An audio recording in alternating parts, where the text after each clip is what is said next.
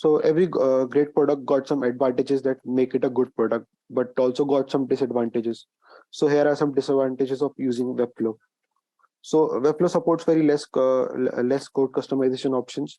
You cannot customize the template or any UI functionalities which they offer, and their plan variations are also a bit confusing for a new user. And if you're not familiar with HTML and CSS, Webflow edited at start could be very hard for you to understand. But once you start using in your daily life in your project, you will be able to easily understand as quickly as possible. And there are some traffic limit on some plans of the subscriptions, which we'll discuss later on the pricing section.